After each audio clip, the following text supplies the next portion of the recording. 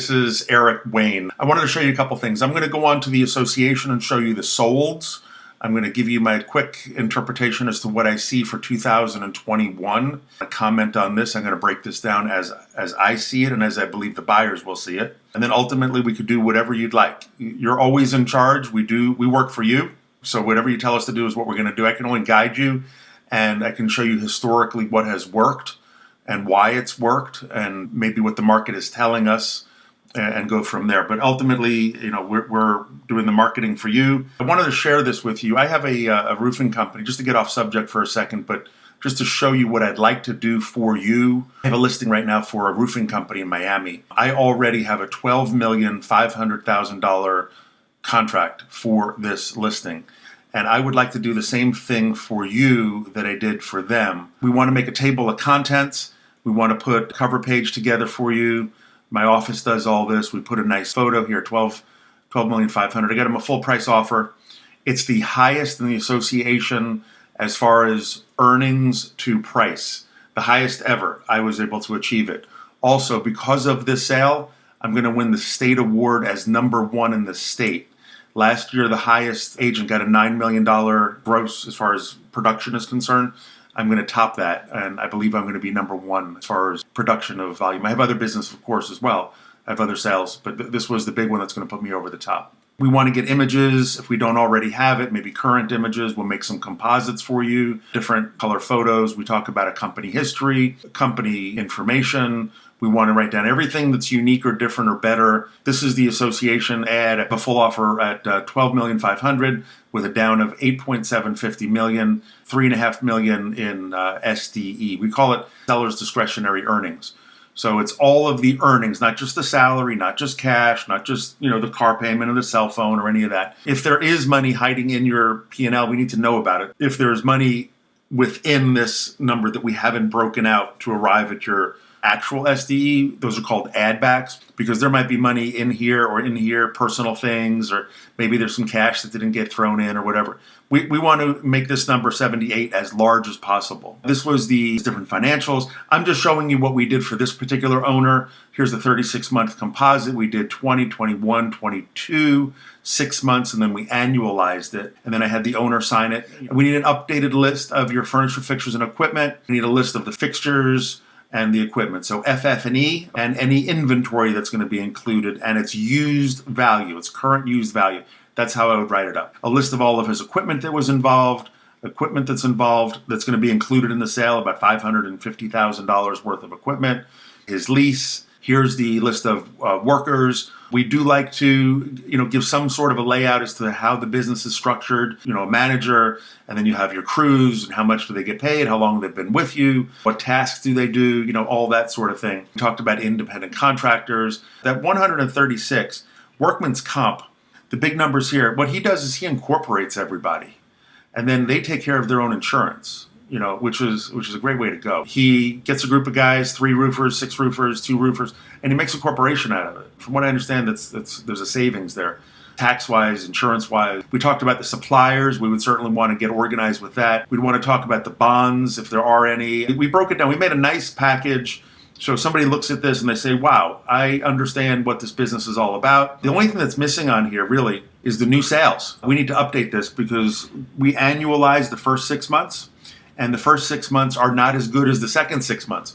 Or said a better way, in a more optimistic way, the last 6 months of this year are his best 6 months in 16 years. We have to take the first half of the year and what actually happened, and it'll probably be closer to 5 million or 6 million. From what I understand, he's going to do 18 to 20 million on his top line, not 14.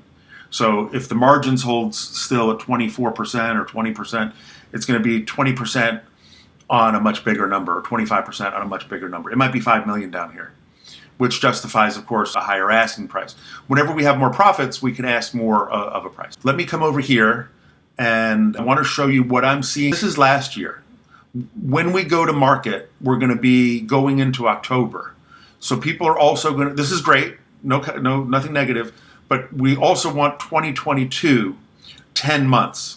So that'll give us a really good trajectory, the angle of which we're going from last year to this year, and then can compare 2020. The gross is great. It's awesome. 900,000 in sales. Unless there's non-required business expenses in here or in here or in here, like if there was personal anything, just let us know what it is, because I can do an adjustment and I can bring it back and make this number healthier. In my mind and in the buyer's mind, they're concerned about this because they need to know how we're going to pay all the operating expenses.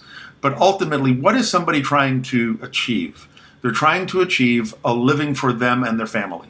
So let's assume it's a male that has a spouse and children, $70,000, $80,000. The question becomes, do I want to spend $1 million to have an $80,000 job? Or do I want to spend $500,000 to have an $80,000 job? Or maybe I don't want to spend anything. Maybe I just want to go get an $80,000 job, and it won't cost me anything, and there won't be any downside, and I don't have to mortgage the house or borrow from in-laws or whatever.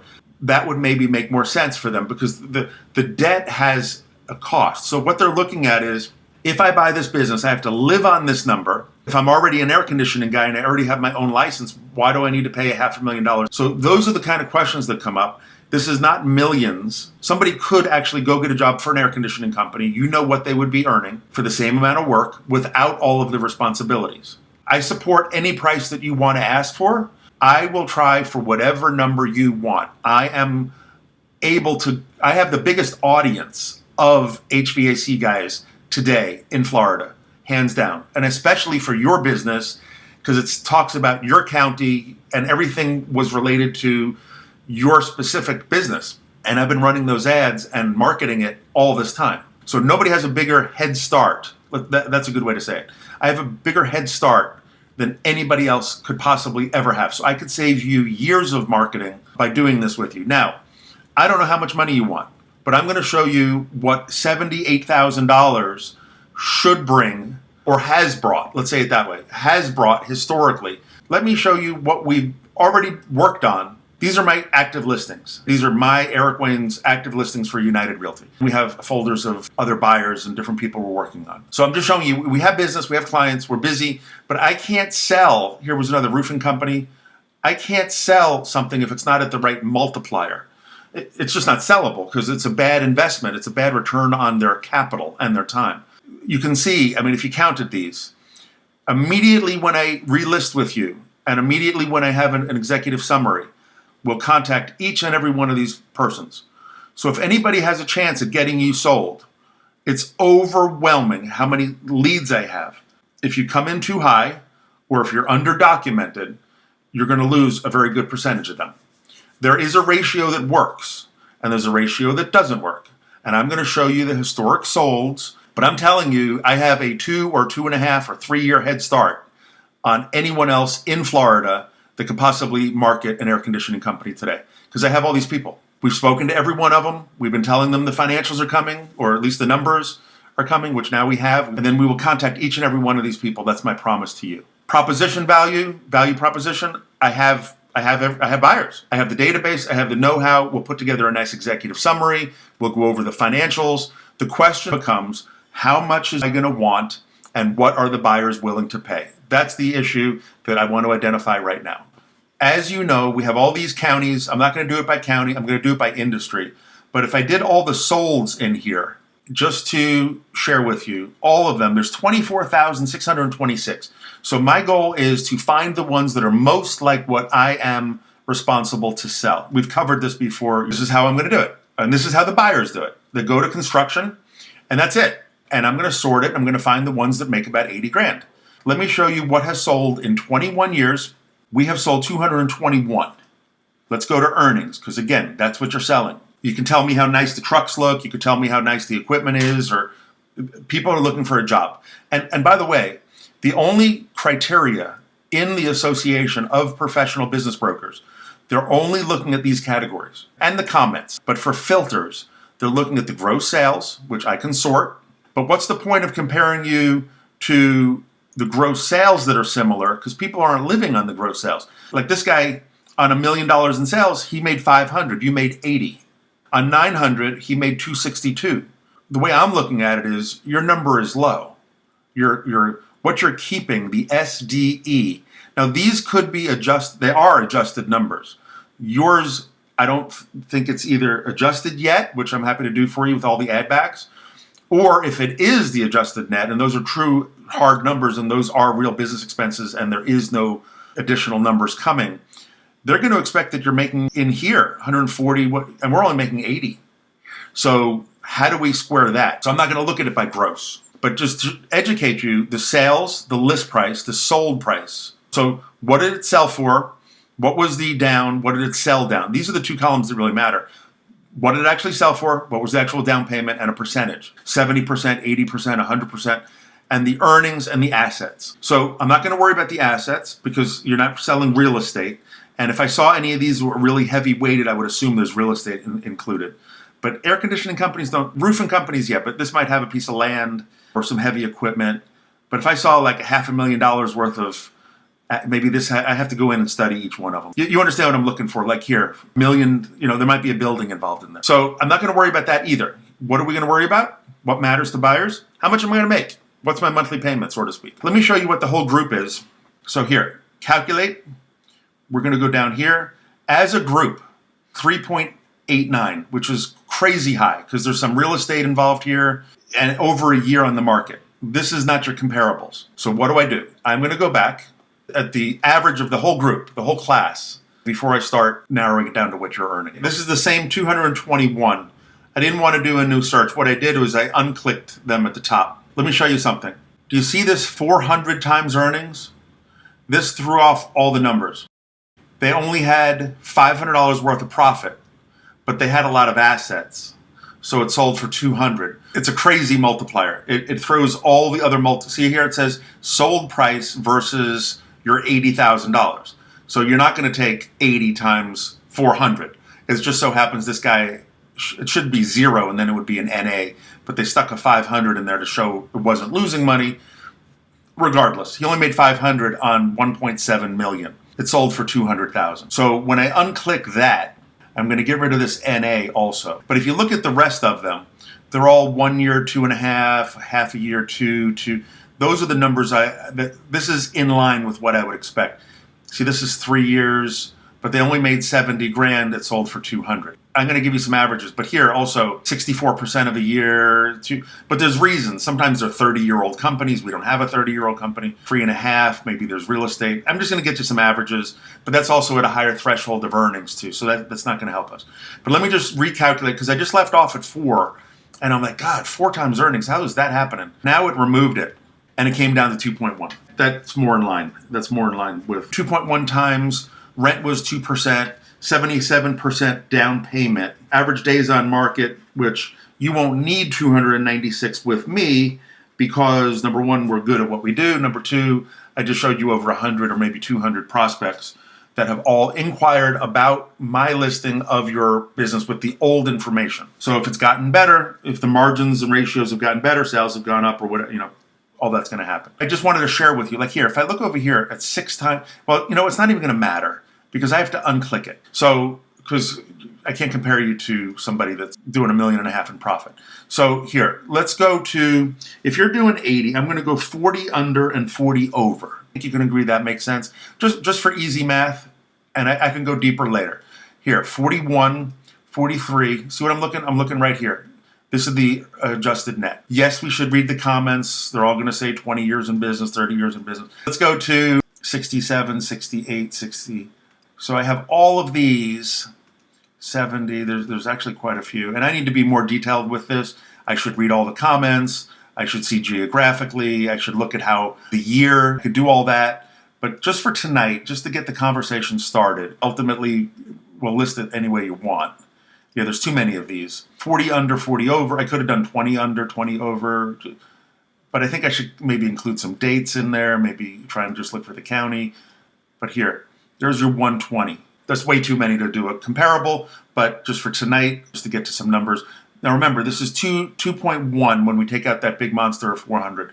So I would say about 2 times earnings. That's what I know to be true, maybe a little under. 1.76. Bingo. I would say that that's in line if you have 3% rent and 84% down payment is the averages over here, and 284 days on market. And again, I think I can cut that down dramatically because we have all the marketing time already done for you. It's already pre-cooked.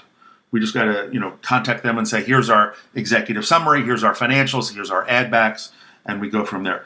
That's how I would see it, somewhere between 1.67 and 2, somewhere in that range, certainly not over 2 times earnings. We don't have an old, mature business. First of all, this was sold 12 years ago. See, 35 years in business. We don't have 35 years in business. That's going to ding you, consistency. But here were the averages that I was working with when you do it by these earnings. If I got rid of some of these, and again, there's other factors that I can put in, but if I go 60, so here, 63, and I'm going to get rid of the high flyers over here at the other end. Let's get rid of the 120s. Let's go down to 100, which is a little bit more exact. But yeah, I should plug in date. I should plug in county. It's not going to make a difference that much. It's really not, because there's an average, and people look at these numbers to figure out what they're going to offer. So here, watch the 1.67. It's going to change. We have a smaller group now, and it came out to 1.67.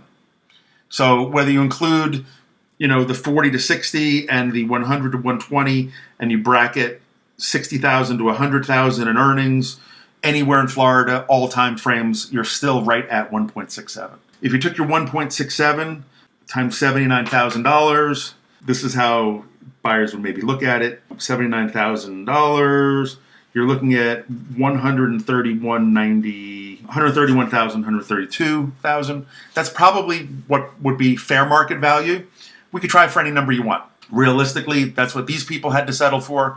They had 30, 35, 20, 15 years invested, and they were only able to get under 2 years earnings, under 1.7 times earnings, in that range. That's it. And as far as what numbers you want to work with, because this is not going to repeat itself. That's the logic behind it. This is not customer based. This is not really profit. This was a loan. It's a government loan. If you would have borrowed money from a family member or whatever, you wouldn't put it down here. It's not part of the business. So really, this is accurate, but this is actually what somebody can live on and pay back. If this was $500,000 times 2, you'd have $1 million business. But in order for this to be, $500,000, you got to have so much more on the top line. You got to do way over $1 million, right? Tell me, hey, this is what I want as a down payment. This is what I want as a price, and let's see what they say. We can always come down. If 200 people say no, I can always say make an offer, right? In fact, I would instruct us to say make an offer. But it needs to be in the ballpark. It can't be 10 times earnings. It can't be 5 times earnings. It's going to look ridiculous based on what these are, unless you disagree. Now, this one here, it took 604 days. It was sold for, here, 75. Why? It sold recently, a rapidly growing, fully equipped offer, 8 vehicles. We don't have 8 vehicles. We don't have 2 trailers. Seller offers assumption of liabilities, 75,000 balance on trucks, an estimated annual payment of 30, 100, revolving balance. It's a little more complicated of a deal, but there's a lot more vehicles that were included, which kicked up the assets. We need to look at your value of your assets, today's used value of assets. Maybe the value of the additional trucks is $150,000 additional added to the price, which throws off the ratio, but still, they got a really heck of a price here. I love what I do, and I'd like to get it done for you. Pick a number. Let's get started. Hear what kind of offers come in, and go from there. Thank you. Bye-bye.